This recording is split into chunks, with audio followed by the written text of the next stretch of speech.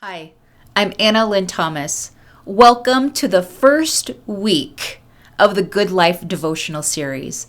I'm so excited to dig into this with you guys. This month, we're focusing on renewal.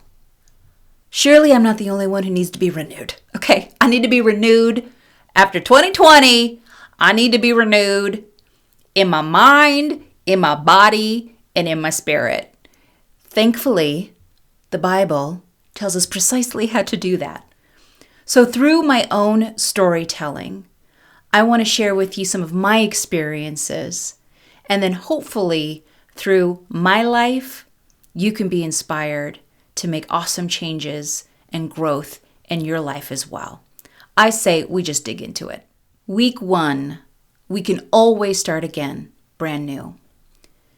To everything there is a season, a time for every purpose under heaven. Ecclesiastes 3:1, New King James Version. I really don't know how it happened. I guess it's just one of those things that begins light and innocent, then one thing leads to another, and before you know it, it's 2 a.m. and you're knee deep into season 6 of some reality survival show you just can't quit. Am I the only one? This was the predicament I found myself in over Christmas break. It's not like I had nothing to do, okay? Real work was hovering over my head. Emails to respond to, decorations to put away, clothes to fold, actual work people pay me for, food to prepare for my family.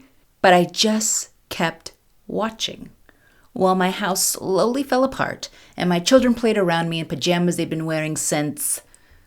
Honestly, I have no idea. The show was called Alone, a series where 10 survival experts were left in the Arctic wilderness completely alone for as long as they could survive mentally or physically. The last one to not tap out won $500,000. There were no camera crews. All they had were themselves, camera equipment, a small set of supplies, and whatever nature could provide. I was mesmerized. Day after day, I watched people whose only purpose in life was to live alone in nature. They utilized all God gives us to survive, nothing more than their mind, their body, the land, and wild animals. And when you binge a TV show within an inch of your life, like I did, you start to notice patterns. Most of the cast who tapped out didn't do so because they ran out of food or couldn't survive the cold.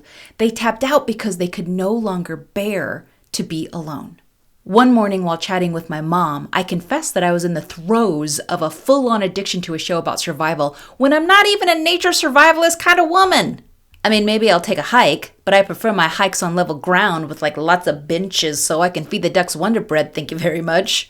I have no idea why I can't quit this show, I said during a quick break between episodes. And with an intuitive understanding, she said matter-of-factly, it's because you're getting insight into how God made us to be. I think she was onto something.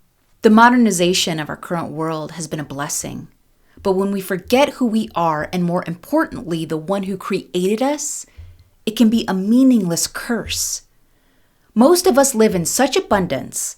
Instead of worrying if we'll have enough meat to survive the winter, we spend the day worrying we've been unfollowed from that one friend from high school.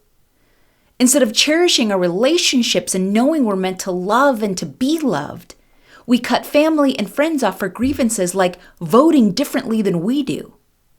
In other words, most of us are so detached from what it means to truly survive, so separated from who we are meant to be as communal human beings. We invent our own superficial apocalypses, catastrophes, and dramas to keep things interesting. Of course, our spirit knows better. It cries out amongst the triviality, the superficiality, the meaningless of it all.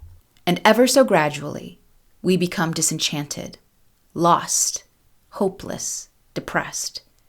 We aren't who God made us to be, and deep down, we know it. Of course, bad things happen in this life. None of us escape it. But most of the time, they don't. But our minds filled with frightened thoughts fed by the bowels of social media and fear-mongering parading around as news, consumed by our own discontent, what-ifs, and exaggerations. Well, it's no wonder we can't tell the difference between a true tragedy and just an imagination running wild. There must be a better way. And there is. There always has been. God's gift of renewal. One of the gifts I hunger for most is this precious gift. I'm in awe by how God made us and the world He created for us to live in. The sun will always rise again tomorrow. We can always start again. Just like all of creation, the deadness of winter gives birth to the renewal of spring.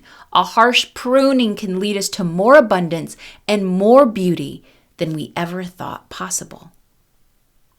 When we fail, when we stumble, when things don't go the way we hoped, when we get angry, lash out, when we sleep all day, when we make the wrong choice, ruin a good thing, or lose it all, even if it's our fault, the sun will always rise again tomorrow. We can always start again.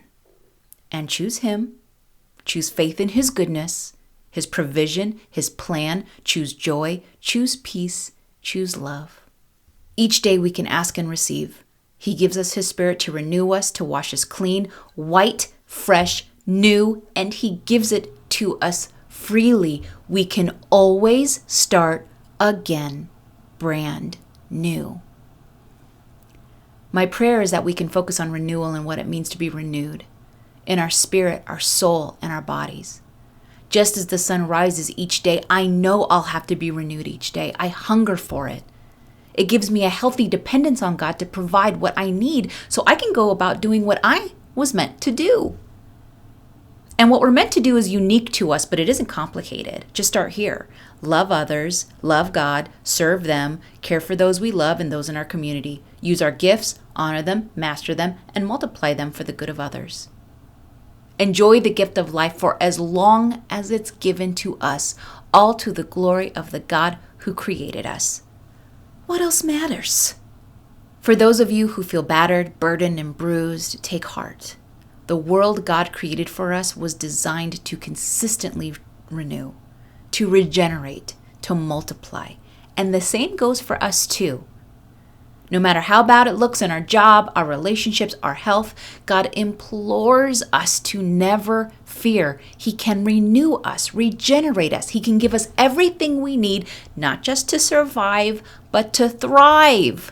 Of course, it requires a little work on our part. Okay, He's not in the business of chopping our wood. He gave us the tree. You see, it's up to us to build a table for others to feast on. And by the way, have you ever chopped a tree? It's really hard. So don't think this renewal business will be easy, but I promise you this.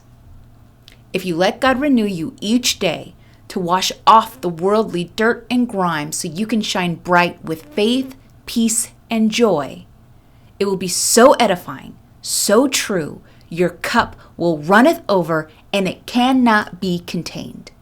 So for this year, I wonder what needs to be renewed in your mind, in your spirit, your body, your vision, your dream.